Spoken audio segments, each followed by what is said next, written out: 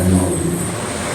അതിൽ അള്ളാഹുവിൻ്റെ 100 നാമം, അള്ളാഹു ഉൾപ്പെടെയുള്ള 100 നാമങ്ങളും പിന്നെ ഖുറാനിലെ ചില അധ്യായങ്ങളുടെ വ്യാഖ്യാനങ്ങളും ആണ് ഉള്ളത്. പക്ഷേ അതിനെതിരെ വലിയ വിമർശനം ഉണ്ടായി.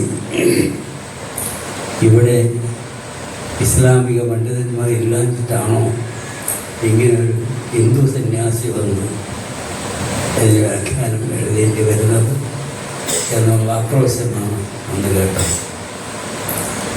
ഏതായാലും ഇങ്ങനെയുള്ള പുകഴ്ത്തലും ഇങ്ങനെയുള്ള നിന്ദ്യത്തിനും ഒന്നും വില കൊടുക്കാതെ അതിനപ്പുറത്ത് സത്യത്തിന് മാത്രം വില കൊടുത്തുകൊണ്ട് ജീവിക്കുവാൻ ശ്രമിക്കുകയാണ്. അത് ജയിച്ചിട്ടുണ്ടോ ഇല്ലയോ എന്നെനിക്കറിയില്ല. ഏതായാലും ഞാൻ പറയാൻ ഉദ്ദേശിക്കുന്നത് ഇതൊന്നുമല്ല. ഇവിടെ വന്ന് സുവിശേഷങ്ങളെ പറ്റി പറഞ്ഞിട്ടൊരു കാര്യവുമില്ല. കൊല്ലക്കുടിയിൽ സൂചിപ്പിക്കാൻ പോകുന്ന ഒരു ശൈലിയുണ്ട്. അത് വേണ്ട. എനിക്കറിയാവുന്ന പാഠങ്ങൾ ഞാൻ കൂടുതൽ ശ്രദ്ധ വച്ച് പഠിച്ചിട്ടുള്ളത് വേദാന്തമാണ്. ആ വേദാന്തത്തെ ഞാൻ എങ്ങനെ മനസ്സിലാക്കുന്നു എന്ന് പറയാം എന്നാണ് എനിക്കുള്ള തോന്നുന്നത്. എനിക്ക് മനസ്സ് തുറന്ന് എനിക്കറിയാവുന്ന കാര്യങ്ങൾ പഠിപ്പിക്കണം എന്നുണ്ടെങ്കിൽ എൻ്റെ മുമ്പിൽ കുറച്ച് കുട്ടികൾ വേണം. ഞാൻ അവരോട് ചോദ്യങ്ങൾ ചോദിക്കണം, അവർ അതിന് ഉത്തരം പറയണം.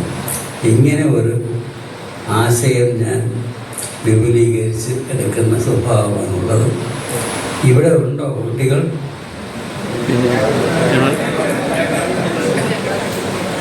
പ്രായം കൊണ്ട് കുട്ടികളായിട്ടുള്ളവരാരെങ്കിലും ഇവിടെ ഉണ്ടോ? ഉണ്ടെങ്കിൽ മുമ്പോട്ട് വരണം. അവർക്കൂടെ പ്രത്യേകം ഇരിപ്പിടം തരുന്നതാണ്. ഉണ്ടോ?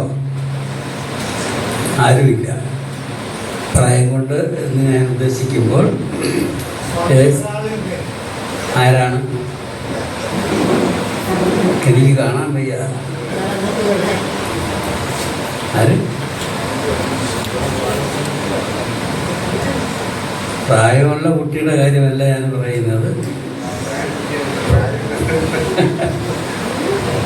ആര്?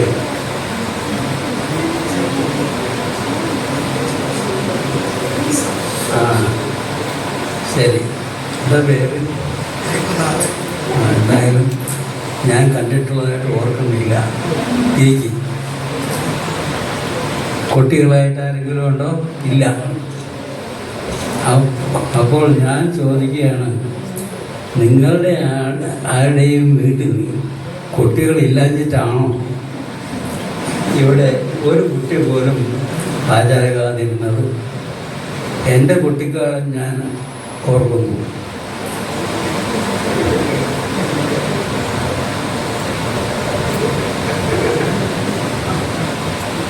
ഫ്രണ്ടിൽ സീറ്റ്.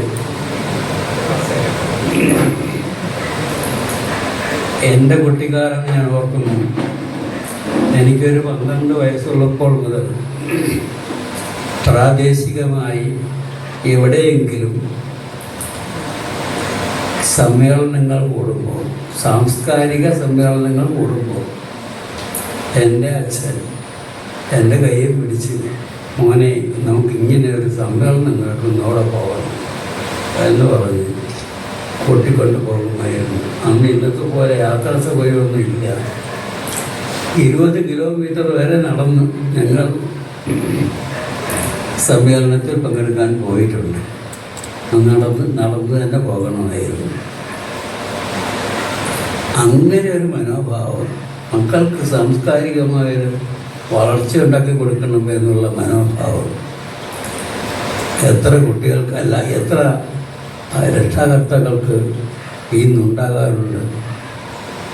അവരുടെ എല്ലാം കാഴ്ചപ്പാടിലുള്ളത് കുട്ടികൾക്ക് ഈ ഒരു ദിവസം ഇങ്ങനൊരു സമ്മേളനത്തിൽ പങ്കെടുക്കാൻ വേണ്ടി അന്നൊക്കെ ഒരു ദിവസമോ 2 ദിവസമോ ചിലവഴിക്കേണ്ടി വരും ഇങ്ങനെ നടന്നങ്ങോട്ടും ഇങ്ങോട്ടൊക്കെ പോയി വരാൻ. ഇന്ന് അതിൻ്റെ ഒന്നും ആവശ്യമില്ല. ബസ്സോ കാറോ ഒക്കെ സൗകര്യം പോലെയുണ്ട്. എന്നിട്ടും ഇങ്ങനെ ഒരു സാംസ്കാരികമായ വളർച്ച മക്കൾക്കുണ്ടാക്കി കൊടുക്കുന്ന വേദികളിൽ രംഗങ്ങളിൽ അവരെ കൊണ്ടെത്തിക്കാൻ ഉള്ള സന്മനസ് എന്തുകൊണ്ട് രക്ഷാകർത്താക്കൾക്ക് ഇല്ലാതെ പോകുന്നു? അവർക്കിപ്പോഴും നോട്ടം കുട്ടികളുടെ സാംസ്കാരികമായ വളർച്ചയിലല്ല, കുട്ടികളുടെ വളർച്ചയിലല്ല, കുട്ടികൾക്ക് സ്കൂളിൽ കിട്ടുന്ന മാർക്ക് എത്ര, റാങ്ക് എത്ര എന്നതിലാണ്. ഈ ക്ലാസ്സുകളിൽ വാങ്ങിക്കുന്ന റാങ്ക് അവരുടെ ജീവിതത്തിൽ ഉണ്ടാകാൻ പോകുന്നില്ല എന്ന് വേണം മനസ്സിലാക്കേണ്ടത്. ഇതൊരു എല്ലാവർക്കും വേണ്ടി ഞാൻ നൽകുന്ന ഒരു വാണിംഗും കൂടിയാണ്. കുട്ടികളുണ്ടോ? ഒരു കുട്ടി. എത്ര വയസ്സുള്ള കുട്ടിയാണ്? അവിടെ ഇരിക്കും. ഞാൻ ചോദിച്ചാൽ ചോദ്യങ്ങൾക്ക് ഉത്തരം പറയുമോ? ഞാൻ ചോദിച്ചാൽ ചോദ്യങ്ങൾക്ക് ഉത്തരം പറയുമോ? പറയാം. ശരി. ഞാൻ പഠിപ്പിക്കാൻ പോകുന്ന പാഠം വേദാന്തമാണ്. അത് പഠിക്കണോ? ആ, ശരി. നിന്റെ പേരെന്താ? നീഹാരിക. നീ ആലുവഴി നിന്നോളാം. ആ, ഓ, അത് ശരി. നിന്നെ എനിക്ക് നേരത്തെ അറിയാമല്ലോ. നീയും കുറച്ച് വളർന്നു പോയതുകൊണ്ട് നിനക്ക് അതിൻ്റെ ആണെന്ന് മനസ്സിലായില്ല. ശരി, വികാരികയോട് തന്നെ ചോദിച്ചോളെ, നീ ഉള്ളവളാണോ ഇല്ലാത്തവളാണോ? ഉള്ളത് തന്നെ. ശരി. അപ്പോൾ നീ ഉള്ളത് ഈ ലോകത്തിൻ്റെ ഭാഗമായിട്ടോ അല്ലാത്തതായിട്ടോ? ആയിട്ട്. നീയും ലോകവും കൂടി ഒരു സത്യമോ 2 സത്യമോ? ഒരു സത്യം തന്നെ. ശരി. ഉള്ളത് നീ ഉള്ളതാണെന്നല്ലേ പറഞ്ഞത്? ഉള്ളത് ഇല്ലാതായി തീരുമോ? ഉള്ളത് ഇല്ലാതായി തീരുമോ? തീരുമില്ല. ഉള്ളത് എപ്പോഴും ഉള്ളതായിരിക്കുമോ?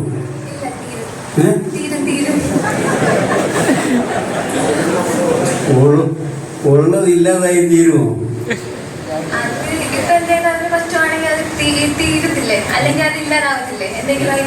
എന്റെ വ്യാഖ്യാനങ്ങളൊന്നും പറയണ്ട. ഞാൻ ചോദിച്ച ഉത്തരം പറയാം.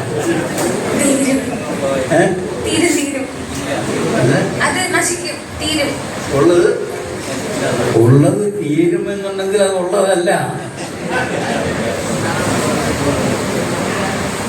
ഉള്ളത് ഇല്ലാതായി തീരുമെന്നുള്ളെങ്കിൽ അത് ഉള്ളതല്ല, ഇല്ലാത്തതാണ്.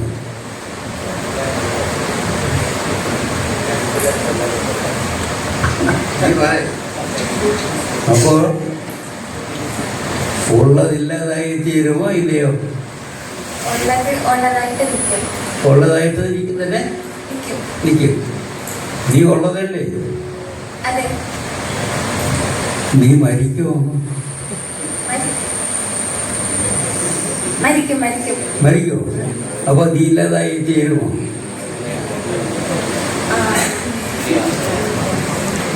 അത് മരിക്കുമ്പോ അത് ഞാൻ പറയാം. അത് മുരുകുരു തന്നെ പറഞ്ഞൊരിതില്ലേ, ഒരു ഉദാഹരണം.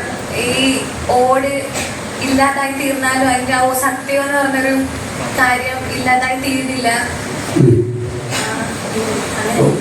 ഞാൻ പഠിപ്പിച്ചത് നീ ഞാൻ പഠിപ്പിക്കാൻ കൊള്ളാം. നിരുത്സാഹപ്പെടുത്തിയല്ല, നീ കാര്യം മനസ്സിലാക്കിയല്ലോ എന്നുള്ളത് കൊണ്ട് സന്തോഷം പ്രകടിപ്പിച്ചതാണ്. അപ്പോ നീ പറഞ്ഞ ഉദാഹരണം തന്നെ എടുക്കാം. ഈ ഓടിൻ്റെ കഥയാണ് പറഞ്ഞത്. അത് സ്വർണ്ണാഭരണം കണ്ടിട്ടുണ്ടോ? നിന്റെ സ്വർണ്ണാഭരണം ഉണ്ടോ? മാലയുണ്ട്. നീ സ്വർണം കണ്ടിട്ടുണ്ടോ? ഇല്ലേ? കണ്ടിട്ടുണ്ട്. എങ്ങനെ ഇരിക്കും? പല രൂപങ്ങളായിട്ട്. പല രൂപങ്ങളുണ്ടോ? ഞാൻ ചോദിച്ചത് മാല കണ്ടിട്ടുണ്ടോ, ആഭരണം ഇത് കണ്ടിട്ടുണ്ടോന്നല്ല, സ്വർണം കണ്ടിട്ടുണ്ടോ എന്നാണ്. എങ്ങനെ ഇരിക്കും? സ്വർണത്തിന്റെ രൂപം ഉണ്ടോ? ഇല്ല. സ്വർണത്തിന്റെ രൂപം ഉണ്ടോ? സ്വർണത്തിൻ്റെതായ രൂപം ഉണ്ടോ? ഇല്ലേ? സ്വർണത്തിൻ്റെതായ രൂപമില്ല. ഇല്ല. ഒരു രൂപം ഇല്ലാത്തതിനെ കാണാൻ പറ്റുമോ? രൂപം ഇല്ലാത്തതിനെ കാണാൻ പറ്റുമോ? പറ്റത്തില്ല. അപ്പോ സ്വർണം കണ്ടിട്ടുണ്ടോ? സ്വർണം കണ്ടിട്ടില്ല. ആ, ഇതാണ് സത്യം. സത്യം സ്വർണം എന്നൊരു സത്യം ഉണ്ടോ? ഇല്ലേ? അതിനെ ഇല്ലാതാക്കാൻ പറ്റുമോ? പറ്റത്തില്ല. ആര് വിചാരിച്ചാലും അത് ഇല്ലാതാവുമോ? ഏതെങ്കിലും രൂപത്തിൽ മാറി മാറി നിൽക്കും അല്ലേ? അപ്പോ അതിന് സ്വന്തമായ രൂപമുണ്ടോ? ഇല്ല. അപ്പോൾ നമ്മൾ കണ്ടിട്ടുണ്ടോ? കണ്ടിട്ടില്ല. നമ്മളെല്ലാവരും വിചാരിക്കുന്നത് നമ്മൾ സത്യം കണ്ടുകൊണ്ടിരിക്കുന്നതാണ്. ഇല്ല, നമ്മൾ സത്യം കാണുന്നില്ല. ഈ സ്വർണത്തിൻ്റെ സ്ഥാനത്ത്, അല്ല ആഭരണത്തിൻ്റെ സ്ഥാനത്ത്, മാലയുടെ സ്ഥാനത്ത് നീ.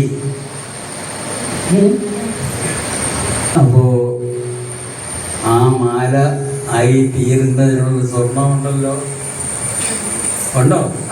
ഉണ്ട്. അപ്പോ ആ സ്വർണത്തെ കണ്ടിട്ടുണ്ടോ? കണ്ടിട്ടില്ല. അപ്പോൾ ആ സ്വർണം തന്നെയാണ് മാലയുടെ രൂപത്തിൽ വന്നിവിടെ നിൽക്കുന്നത് അല്ലേ? അതുപോലെ നിന്നിലും ഇവിടെ ഇരിക്കുന്ന എല്ലാവരിലും വെളിയിലുള്ള ലോകത്തിലും സകലത്തിലും സത്യമായിരിക്കുന്ന നശിക്കാത്ത ഒന്നുണ്ട്. ആരും കണ്ടിട്ടില്ല. കാണാൻ പറ്റുമോ? പറ്റില്ല. അപ്പോൾ ആരും കണ്ടിട്ടില്ലാത്തതും നശിക്കാത്തതും ആയ ഒരു സത്യം നിന്നിലും ഇരിക്കുന്നു, സകലരിലും ഇരിക്കുന്നു, ഈ സമസ്ത ലോകത്തിൽ മുഴുവൻ ഇരിക്കുന്നു. പക്ഷെ അതിനെ ആരും കണ്ടിട്ടില്ല. ഉണ്ടോ? ഇല്ല. ആ സത്യമാണ് ഈ ലോകം മുഴുവൻ നിറഞ്ഞിരിക്കുന്നത്. ഒരു സ്വർണം തന്നെയാണ് സകല ആഭരണങ്ങളിലും നിറഞ്ഞിരിക്കുന്നത് അല്ലേ? അതുപോലെ ആ ഒരു സത്യം തന്നെയാണ് ഈ സമസ്ത ലോകത്തിലും നിറഞ്ഞിരിക്കുന്നത്. പക്ഷെ അതാരും കാണുന്നില്ല. കാണാത്തതുകൊണ്ട് അങ്ങനെ ഒന്നുണ്ടെന്ന് മനസ്സിലാക്കുന്നതും ഇല്ല. മനസ്സിലായ? അപ്പോൾ ഇനി ആ നശിക്കാത്ത സ്വർണത്തിൻ്റെ സ്ഥാനത്ത് ഉള്ള സത്യത്തിന് എന്ത് പേര് കൊടുക്കും? ആ, അറിവ്. ആദ്യമായിട്ട് അങ്ങനെ അറിവെന്ന് കൊടുക്കാൻ പേര് പറയാൻ പറ്റില്ല. അതല്ലേ എല്ലാത്തിലും വ്യാപിച്ചിരിക്കുന്നത്, എല്ലാത്തിലും നിറഞ്ഞിരിക്കുന്നത് അതല്ലേ? അല്ലേ? ആ, എല്ലാത്തിലും വ്യാപിച്ച് നിറഞ്ഞിരിക്കുന്നത് എന്നർത്ഥത്തിൽ അതിനെ ആത്മാവ് എന്ന് വിളിക്കും. ആതതമായിരിക്കുന്നതാണ് ആത്മാവ് എന്ന് പറഞ്ഞാൽ വ്യാപിച്ച് എല്ലാവരും നിറഞ്ഞിരിക്കുന്നത്. പക്ഷെ അതാരും കാണുന്നില്ല അല്ലേ? മനസ്സിലായ? അപ്പോൾ നീ ആരാ?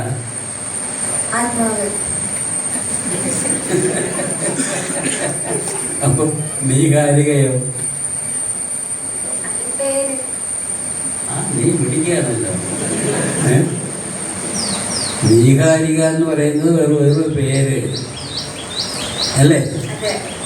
പിന്നെ ആ സ്വർണത്തിന്, ആ ആത്മാവിന് ഇപ്പോൾ ഇങ്ങനെ ഒരു രൂപം മകി വന്നിരിക്കുന്നു. 17 വയസ്സുള്ള ഒരു കുട്ടി. നീ നമ്മുടെ ഇയാളെ പാട്ടുകാരൻ്റെ മോളല്ലേ?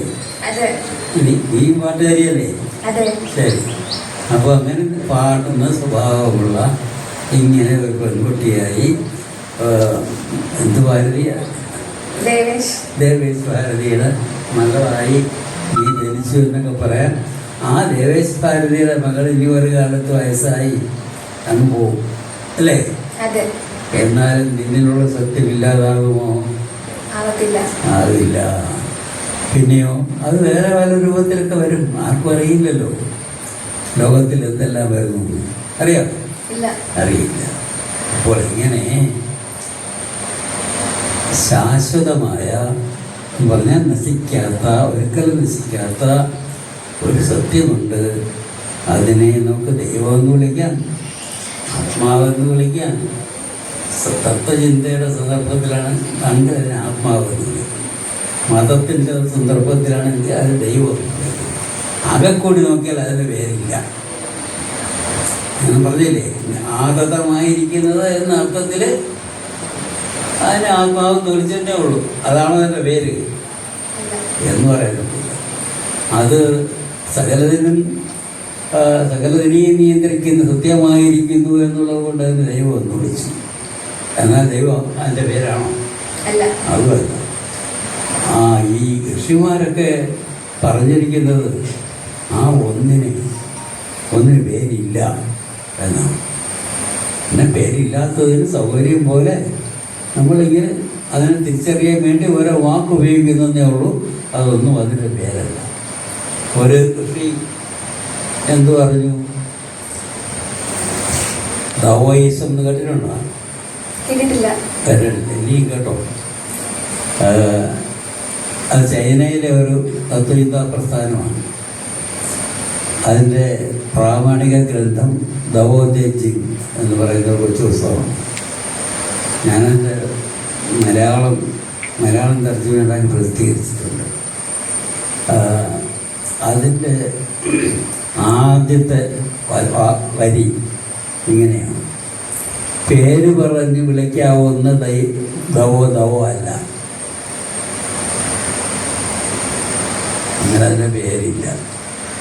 എന്നാലും ആ പേരില്ലാത്തതിനെ പറ്റി പറഞ്ഞുകൊണ്ട് ഒരു പുസ്തകം തന്നെ എഴുതിയിരിക്കുന്നു.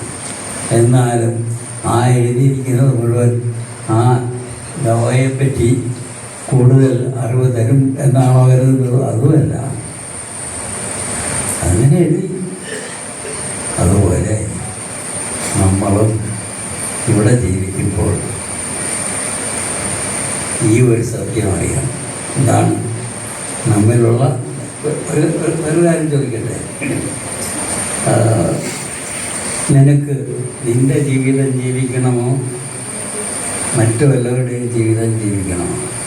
എൻ്റെ ജീവിതം ജീവിക്കണം. തീർച്ചയായും നിന്റെ ജീവിതം നിനക്ക് ജീവിക്കണമെന്നുണ്ടെങ്കിൽ നിനക്ക് എന്ത് വേണം?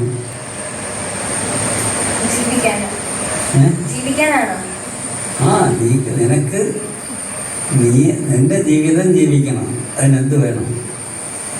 അങ്ങനെ ജീവിക്കാൻ എങ്ങനെ സാധിക്കും? നീ നിന്നെ തന്നെ അറിയണം. മനസ്സിലായോ? നീ നിന്നെ തന്നെ അറിഞ്ഞാലേ നിനക്ക് നിന്റെ ജീവിതം ജീവിക്കാനാവും. അല്ലേ? നിനക്ക് നിന്നെ അറിയാമോ? അറിയില്ല. അപ്പം നീ നിന്നെ അറിയാതെയാണ് ജീവിക്കുന്നത്, അല്ലേ? ഇനിയിപ്പോൾ പാട്ടിലൊക്കെ പോയി ഡിഗ്രിയൊക്കെ വാങ്ങിച്ചുകൊണ്ട് വരും. എന്നാലും നീ നിന്നെ അറിഞ്ഞെന്ന് വരുമോ? ഇല്ല. അപ്പോൾ ഏറ്റവും പ്രധാനപ്പെട്ട ഒന്ന് ജീവിതത്തിൽ വേണ്ടതെന്താണ്? ഓരോരുത്തരും അവരവരെ അറിയണം എന്നുള്ളതാണ്. അതാണ് നമ്മുടെ ജീവിതത്തിൽ ഇല്ലാത്തത്, അല്ലേ? ഓരോരുത്തരും അവരവരെ അറിയുന്നതിന് കൊടുത്തിരിക്കുന്ന പേരാണ് ആത്മജ്ഞാനം. നേരത്തെ ആത്മാവെന്ന് പറഞ്ഞ വാക്ക് പറഞ്ഞില്ലേ? അതിനെ അറിയുക എന്ന് പറഞ്ഞാൽ നീ നിന്നെ തന്നെ അറിയുക. നീ നിന്നെ തന്നെ അറിയാൻ നിന്റെ പേരറിയുക എന്നല്ല അർത്ഥം. പിന്നെയോ അത് ഗീതാരിക എന്നുള്ളത് നിന്റെ പേരാണ്. ആ പേരുകാരി ആരാണെന്നുള്ളതാണ് ചോദ്യം. ആരാണ്? ആ പേരിന്റെ ഉടമസ്ഥ ആര്? ആത്മാവ്. അല്ല. ആത്മാവ് എന്ന് പറഞ്ഞാൽ വാക്കിന്റെ അർത്ഥം ഞാനെന്നാണ്. ഞാനെന്നാണ് ഏറ്റവും സാധാരണമായ അർത്ഥം. അപ്പൊ ആ ഞാനായിരിക്കുന്നത് എന്തെന്നാണ് എന്റെ ചോദ്യം. സത്യം. ഏത് സത്യം? ഓ, ഞാനിങ്ങനെ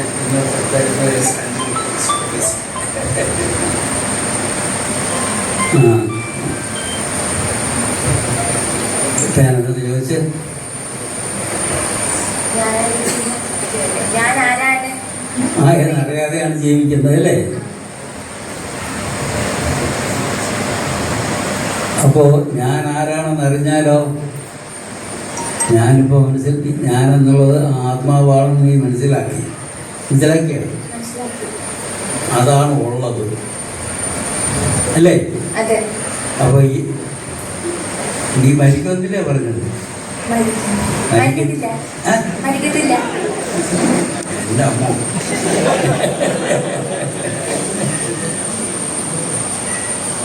അപ്പോൾ മരിക്കാത്ത ഒരാളാണോ നീ? മരിച്ചാലും എന്റെ ഉള്ളിലെ സത്യം ഇങ്ങനെ എല്ലാവരുടെ ഉള്ളിൽ കാണും. അപ്പോ ഞാൻ പറയും, മരിക്കുന്നത് നീയല്ല. മരിക്കും. മരിക്കുന്നത് നീയല്ല. പിന്നെയോ? എന്റെ പേര് നിഹാരിക എന്നുള്ള പേര്. പേരുകാരി. പേരുകാരി അങ്ങ് മരിക്കും. നീ മരിച്ച് കുറച്ചു നാൾ കഴിഞ്ഞാൽ പിന്നെ ആ പേരാരും ഓർക്ക പോലുമില്ല. അപ്പോൾ നമുക്ക് രണ്ട് വശമുണ്ട്. ഒന്ന് മരിക്കാതിരിക്കുന്ന ഒരു വശം ഇല്ലേ? പിന്നെ മരിക്കുന്ന ഒരു വശം ഇല്ലേ? ആ മരിക്കുന്ന ഒരു വശം ഇല്ലാതെ നമുക്ക് ജീവിക്കാൻ പറ്റുമോ? മരിക്കുന്ന വശം ഇല്ലാതെ ജീവിക്കാൻ പറ്റുമോ? വശം ഇല്ലാതെ നമുക്ക് ജീവിക്കാൻ പറ്റുമോ? മരിക്കുന്ന വശം എന്ന് പറയുന്നത് പേരല്ലേ, നിഹാരിക എന്നുള്ള പേര്. അതില്ലാതെ ജീവിക്കാൻ പറ്റുമല്ലോ. അത് ജീവിതമാവോ? സത്യമല്ലേ ആവുള്ളൂ. അപ്പോൾ ജീവിതമാണെങ്കിൽ എന്ത് വേണം? ജീവിക്കണമെന്നുണ്ടെങ്കിൽ അതിന്റെ പിന്നിൽ സത്യം വേണം അല്ലേ? അപ്പൊ നീ ആരെന്ന് ചോദിച്ചാൽ ഞാൻ ആ സത്യമാണ് എന്ന് നീ ഉറപ്പിക്കോ ഉത്തരം പറയും അല്ലേ? പറയോ? പറയും. ആ സത്യം തന്നെയാണ് ഈ ജീവിതമായും ഈ മരിച്ചു പോകുന്ന ശരീരമായും ഇവിടെ ഇരിക്കുന്നത്. വേദാന്ത ശാസ്ത്രങ്ങളൊക്കെ പറയും ഈ ശരീരം എന്ന് പറയുന്നത് അസത്യമാണ്, അത് തള്ളിക്കളയണം. പക്ഷേ അത് അസത്യമാണെന്ന് പറയണമെങ്കിലും കൂടി അവർക്കൊരു ശരീരം വേണം, വേണ്ടേ? ആ ശരീരം എവിടെ നിന്നുണ്ടായി? അത് ഈ ആത്മാവ് തന്നെയാണ് ഈ ശരീരമായും ഇരിക്കുന്നത്. ഋഷിമാരൊക്കെ അങ്ങനെയാണ്.